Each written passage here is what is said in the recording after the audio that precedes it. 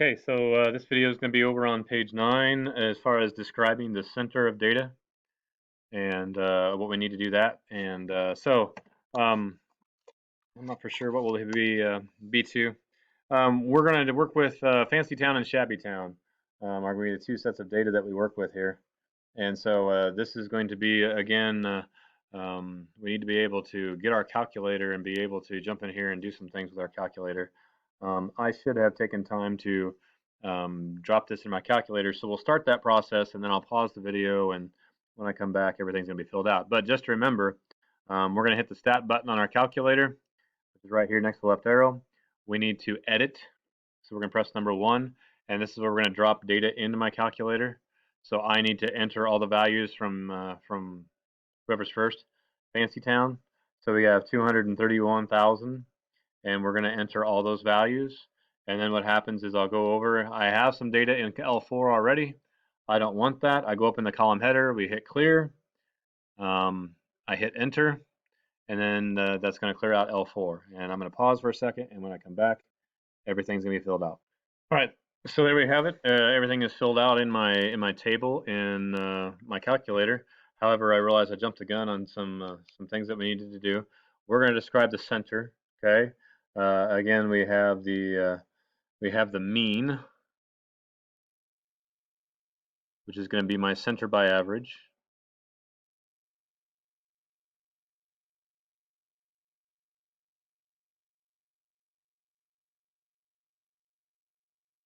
Which means that we're going to take the sum of all my x values and we're going to divide by the number of x values. Our other center that we talked about before is the median. And again, we've had this in the notes before, but the median is going to be our middle by position.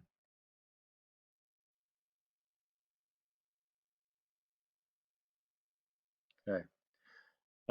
So again, vocabulary is a big issue in AP statistics, as well as understanding the variables. So we have a mean. A sample mean is going to be given by x bar. A population mean is going to be given by mean mu.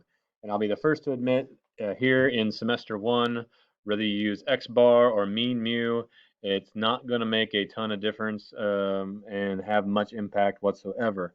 However, when we roll around to semester 2, that's when it can have it has a large difference.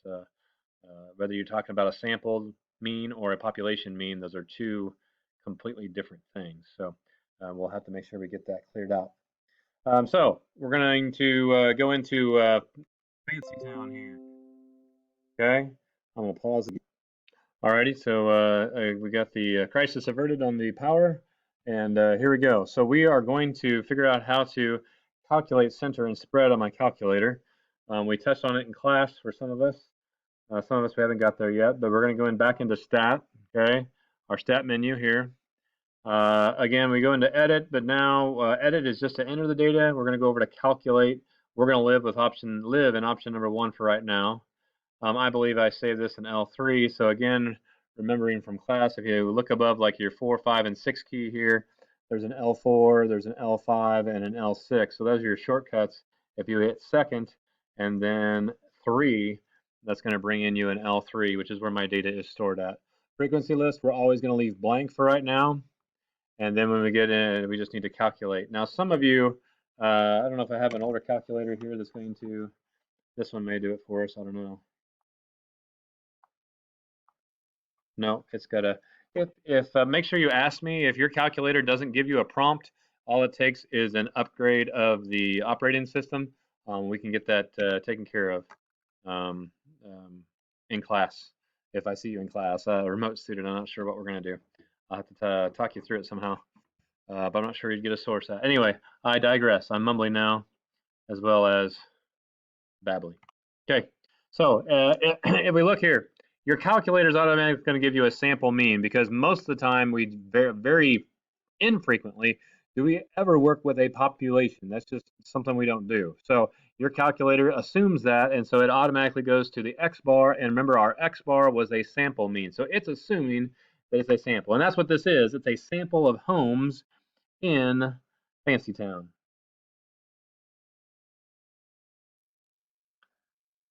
Well, actually, this isn't. Yeah, yeah. This is just our selling price. This really isn't. This actually is a population of all home sales within the last 2 weeks. But we'll live. The mean is 295. The median. So again, if we go back to our calculator, and we can see that we have a down arrow here, which means we have more information below. I scroll down and I see it has a median at 298,000. So 298,000. Now that would tend to indicate to me that since my mean and my median are very, very close to each other, that is going to indicate that my data is very symmetric. All right, so in order to see that, let's go look. So we're going to go to our calculator. I'm going to have my calculator build me a histogram. Okay, so to do that, we need to be in the stat plot function up here. I can't really see it because of the glare. There we go. Stat plot is right above y equals. We're going to hit second and stat plot. Right now, all my plots are turned off. We're going to go into number 1 and we're going to turn it on. Okay, as we arrow down, again, we have a scatter plot, things that we don't need here. So we need to move this over to plot a histogram.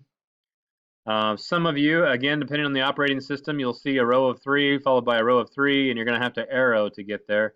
It doesn't arrow, it did not arrow to the right, excuse me. Arrowing down will just get you to the X list. The X list is where your data is stored. My data is stored in list 3, and we're going to hit enter, and then we're going to hit graph.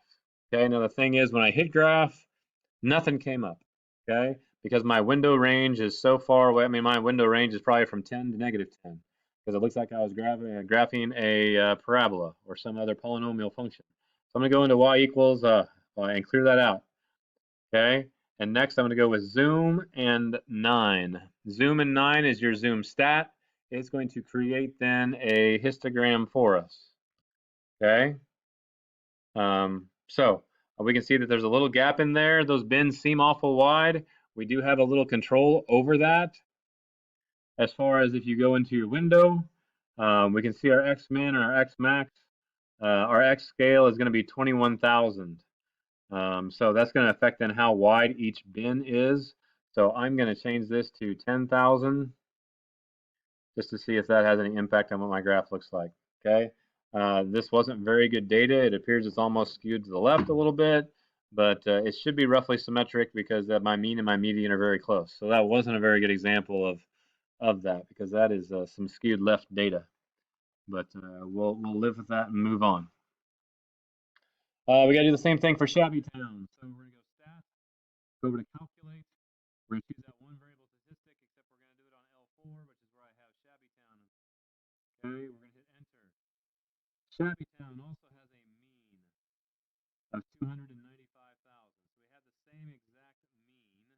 However, the median house is 105,000. Now our goal is to remember, our goal here is to give an estimate of center. Okay, what is again, we are describing the center of the data. Now if we look at this, okay, my mean was 295,000. How many homes are greater than 295,000? 1, 2, 3, 4, 5, 6. 6 of the 10 are greater than 295,000. So that would be roughly the middle. And again, that's where my median falls too. So that is middle. Both of them serve a good purpose. However, if we come over here, we get the same exact value for 295,000 for the mean of shabby town. However, how many homes are greater than 295,000? We just got the $2 million home down here. So we have to remember, because that mean is affected by the sum of my pieces of data, and I've got this huge piece in there, that's going to cause my sum to be greater than it should be. So therefore, the mean is going to be overestimated by that. Okay. And again, these didn't turn out to be very good. So we're going to try to go in my stat plot, and we're going to plot L4 and see if that gives me a better picture. But you're going to see that outlier to the right. If we zoom 9 again, okay, that's where all the houses fell in there, and I had one house clear out there. So again, this is going to have that outlier. We actually haven't got to the calculation of an outlier yet, but that's what we have. So what we have to recognize here is the mean is strongly affected by outliers and skewness. Okay. Now we have to start talking about directions as well. We will get to directions in just a second. Okay. In a severely skewed distribution like this, we have to use the median instead of the mean. Okay. So now that I have that middle by average, the middle by average seems to be that's the one we want to go to when we can. Okay. Now we can't go to it when I've got a large outlier or if my data is really skewed. Then again, when you look at your mean and your median, if they're way apart from each other, that should be a red flag that you should not be using the mean. Okay. Comparing the sample mean and the sample median. Again, in your median, 50% of the pieces lie above and 50% lie below. The mean is the average of all. So here's what we have to be able to understand, though, is what happens when what direction things are overestimated or underestimated. Meaning, when a distribution is skewed to the right, or I have an outlier on the right, the mean is blank than the median. Okay, and so we saw that up here. I've got all these houses between 93,000 and 122,000, and all of a sudden I throw a $2 million house in there, and my mean skyrockets to well above, overestimating the middle.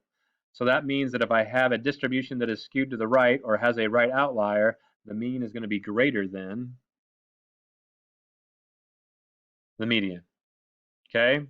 Likewise, if we went the other way, if we threw in a very, very small number, or we skewed things off to the left, the mean is going to be less than the median. And then finally, when a distribution is symmetric, the mean and the median are going to be equal, which we've already kind of said as well. So that's the whole, when we described the center, we went through how the process of finding it with a list of data, and we have to understand again what happens to my mean when I don't have symmetric data. Okay. All right. I think I like the short videos better instead, and then that way we can move on around. So I'm going to close off describing center, and we'll move on to box plots on the next.